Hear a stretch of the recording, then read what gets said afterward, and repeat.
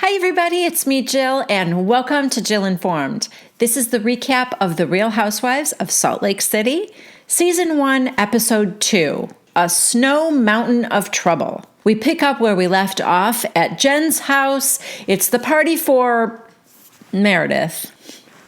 We know it's not really for Meredith, it's for Jen, and at the end of the first episode, Jen and Mary were having an argument about smelling like hospital. Jen stormed off, and that's where we pick up now. A couple of friends of Jen's, including Heather, have gone to follow her and to see how she's doing. And Jen is now ranting. That's like saying if you saw a little child with cancer and then you say to them, "You smell like cancer." That's what this is like. Heather, in Heather's confessional, she's like, this is ridiculous. I know it has something to do with smelling like a hospital, but I think we need to just get over it right now. Then they're trashing Mary's dress, which, I glossed over Mary's dress last week. It's designer because everything Mary wears is designer. I think it's vintage Valentino, perhaps. I think Heather describes it best when she calls it a loofah. It looks like something that a little girl would pull out of a trunk full of play clothes. It doesn't even look like it's sewn together properly. In some ways, it looks like it's falling apart. I don't know. She also over accessorizes. So there's a lot visually happening with Mary. Anyway, Mary walks into the room now.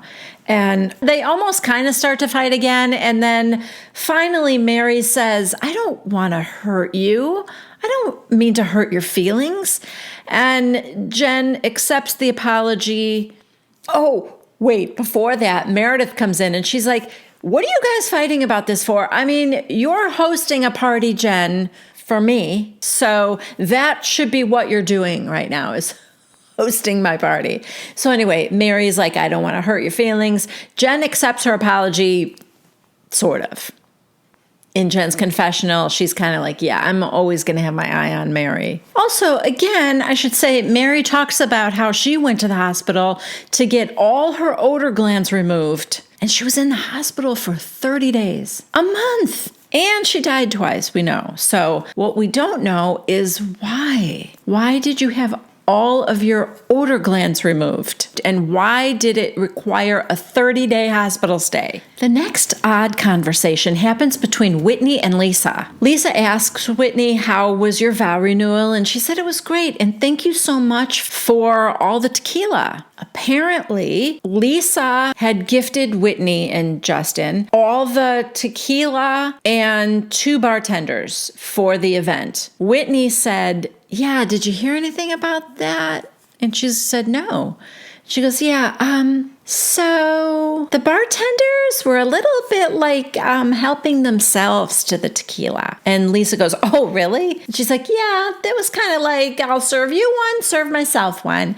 And it was a mess. There was broken glass and they destroyed the bar. They had gotten into some of her husband's liquor from Ireland and stuff. Doesn't sound great, but also didn't love the way Whitney was telling Lisa, it's your fault. Lisa said, I gave you a gift and sorry it didn't work out, but I don't know if I should be responsible for that. I don't know if these were her employees and that's why Whitney wanted her to know what her employees did.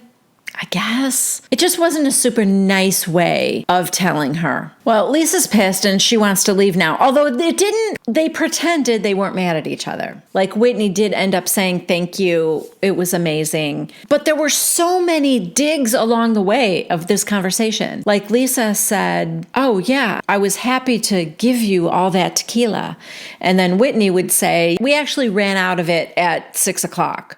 Then Lisa says, well, I don't know how you could have because I gave you enough tequila for 500 people. Oh, God. So there's a lot of that kind of thing going on, a lot of passive aggressive stuff.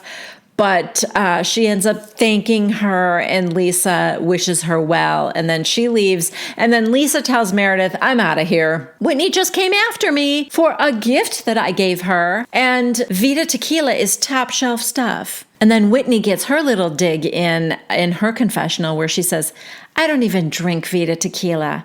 I keep my Casamigos in the back. Now it is the next day. We are at Jen's chalet, and she and some other people are like sweeping up and trying to disguise all the remains of a big party because her husband's coming home and he thinks that she just had a few girlfriends over. She's trying to stick to that story, but I don't know if he believes her. I don't even know if he cares. I think this is kind of a silly scene. We check in with Whitney, who is on the pole dancing with her little daughter in the room. I don't know if she's teaching her moves. I don't know. Listen, to be honest with you, I don't think there's any shame in learning how to pole dance. I think, of course, the connotation is like a stripper pole, but that's not even what they are anymore. You know, women do it for exercise and it tones your whole body. You know, maybe her daughter wants to be in Cirque du Soleil one day. And Heather calls Meredith on the phone, talks to her about her idea to get all the ladies together for a ski trip. We check in with Lisa at her house, and she is telling her husband about Whitney. And she is going on and on. You know, this is edited to like where you see that passage of time.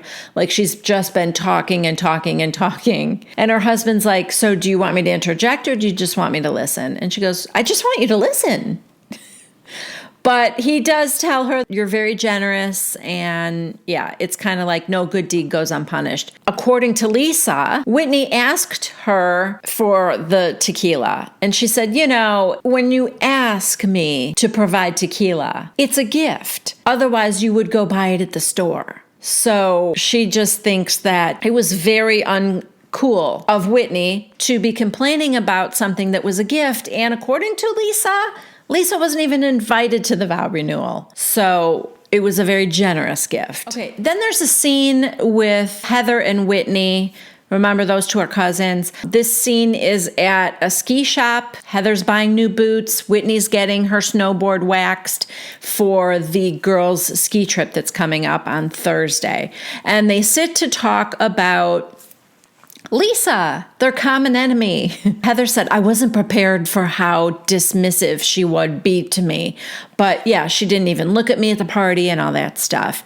And Whitney tells her that Lisa can't ever be wrong. And so she didn't like that I was calling her out on the terrible behavior of her bartenders and stuff like that. But they're both looking forward to the ski trip with Lisa. Oh, I forgot to say that Whitney said that Lisa called her that morning and was sort of like quasi-threatening her with like, you know, you better not come after me or my business because there are things about you out there. And so Whitney said, as she's referring to like us being swingers, although Whitney says swinger, she really pronounces a hard G there. Swinger. And with her baby voice.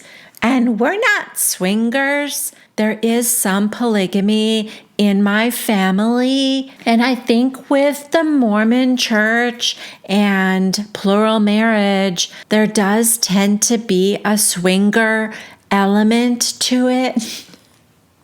So that's what it is. She's, I guess the rumors are out there that she and Justin are swingers, and apparently they are not because she doesn't care about that rumor. Or they are, and she doesn't care about that rumor. I don't know. The next scene is at Whitney's house, and she's giving her kids grilled cheese sandwiches, and she's telling them that Grandpa's coming over, and then he does. So this I did not expect. One part I expected, one part I didn't. Remember we talked about the hair situation with her dad? All right. So we find out that for 10 years now, he has been addicted to painkillers. Unfortunate, yes, but also not super shocking to hear. The surprise part is that he owned several salons. And that's what's going on with the hair. I thought it was some weird wig, or I guessed that he was either an addict, he was in a band, something. But hairstylist, I did not guess. That was unexpected. I guess he had like $1 million business and then kind of lost it all when her parents got divorced, I think. I might have that wrong. But in any case, then he got on the painkillers and it's been an issue. So she has invited him to come to Mary's church with her. And he's like, sure, I'll go. Yeah, we'll see. The next scene is Meredith and her husband Seth, and they're at a restaurant. They sit down, and the first thing out of Seth's mouth is, so I have a question. Who have you told that we're separated? Not us. I mean, we knew that he worked in Chicago and her business was here, but it kind of sounded like they were commuting back and forth. Because last week we were told that for the past 5 years, they've been living part-time in Utah. Well, maybe Meredith has been living full-time and Seth has been living part-time. Yeah, that was a little bit shocking. Meredith said, I'm not telling people because it's not something I really want to talk about. And then he asked her if she thought, I guess, if their marriage had a chance, and she said yes. So I don't know what's going on with them, but this is when he tells her he's got nothing to hide and she can look at his phone, but he said, you won't show me your phone. And she's like, I think that's dumb. I'm not going to do that. And he said, let's exchange phones right now and we'll just look at each other's phones. And Meredith will not, I guess, make of that what you will. I don't know what to make of it. She just does not want to trade phones. Okay, now it is the ladies' ski trip. And these ski outfits are everything, you guys. The way these women are dressed for skiing, it like opens up a whole new world of fashion. Mary's got like Fendi goggles and they're just, these outfits, I am loving the whole head to toe visual here. So it becomes quickly apparent that half of them can ski and half cannot. Heather has been skiing since she was a little kid. Like every Saturday, her parents would drop her off at the slopes and she'd go skiing. So Heather, Whitney, and Meredith are all avid skiers. Lisa, Mary, and Jen, not so much. And oddly enough, they are the ones with the most over-the-top outfits too. Jen, oh my God. I love Jen. She is in leopard head to toe. So perfect. So the three who can ski, Whitney, Heather, and Meredith, stop to have a little chat. And you know that Whitney and Heather have a problem with Lisa. So they tell Meredith about it. Now, Meredith is close friends with Lisa. And Meredith's take on it is that Lisa means well. She might see herself as like your big sister, Whitney.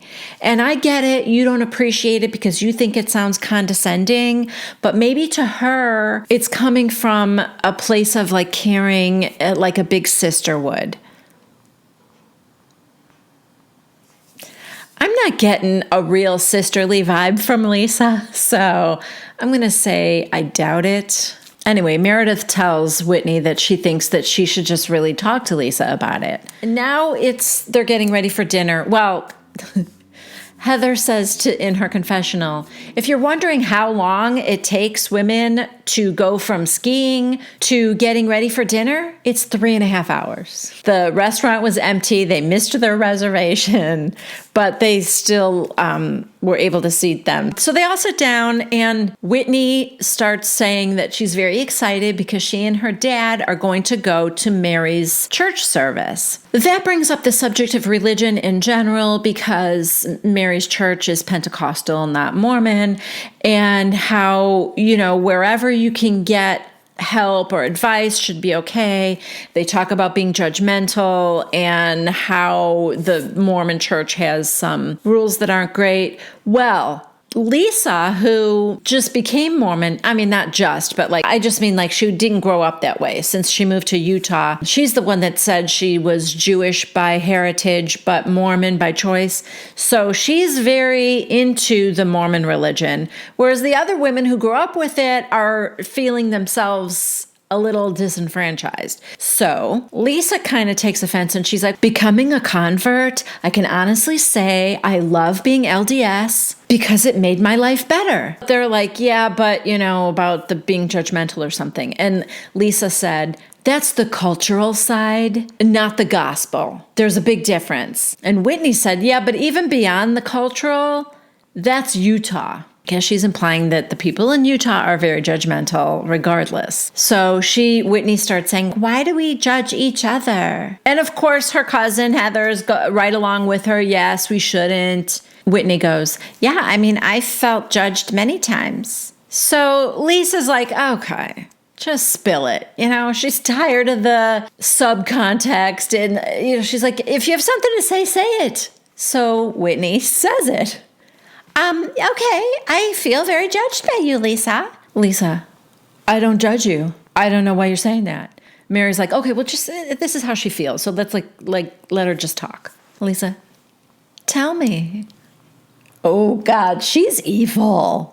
Whitney basically says that it was the conversation after the argument we got into about your gift of the tequila, where you were kind of like saying, don't go there, or I'm going to bring up all these rumors about you.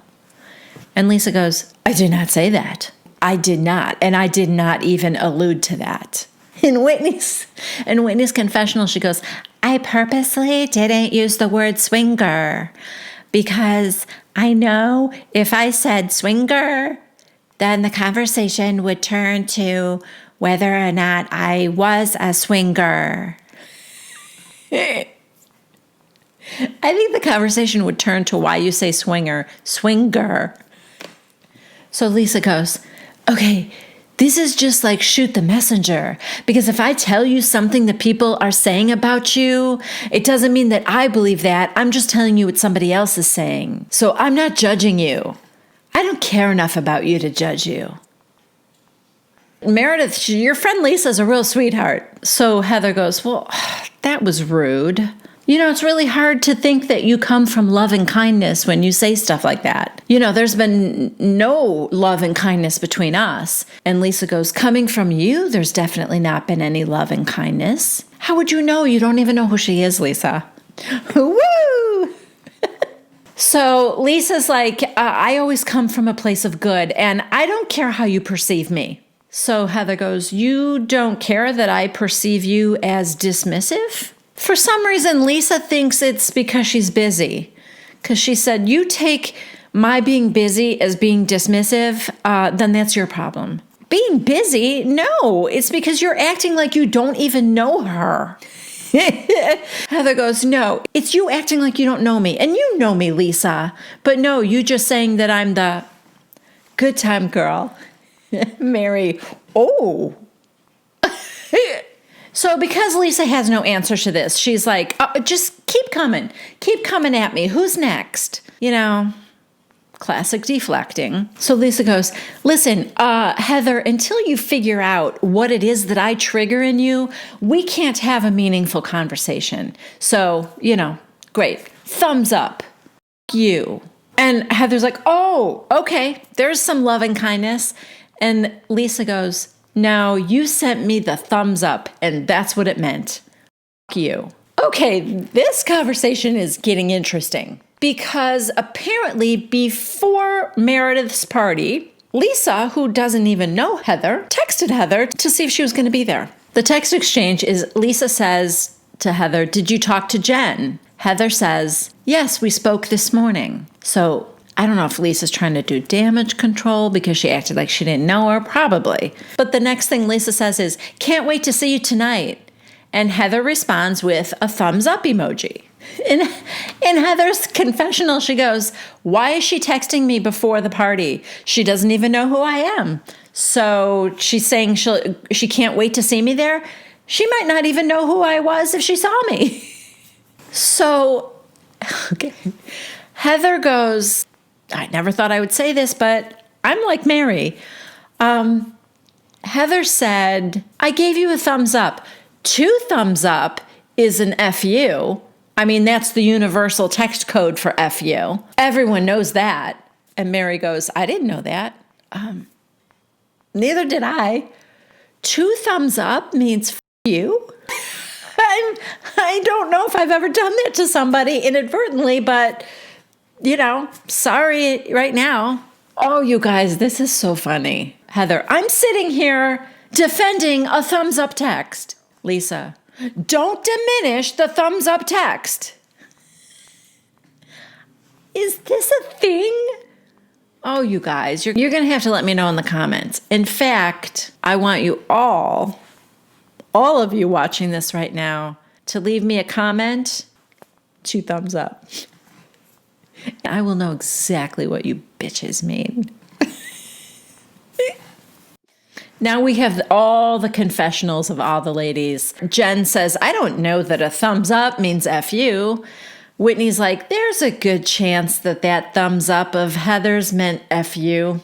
Lisa's like, she knew exactly what she meant when she sent me that thumbs up. This is hilarious to me. Well, Jen ends up kind of smoothing things over by saying, you know what? Heather wouldn't care that much if she didn't care about you, Lisa. It's the same with me and Mary.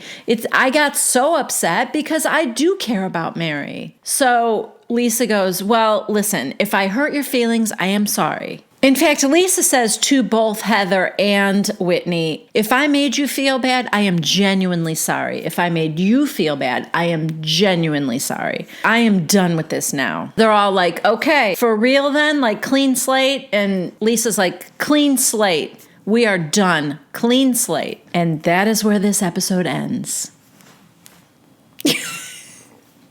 Thumbs up, baby. Yeah, that was a real enlightening conversation there. I had no idea. Thank you guys so much for being here. If you liked this video, please give me 1 thumbs up. And if you haven't yet subscribed to my channel, please do so. Leave a comment. You know I'm going to be waiting for them.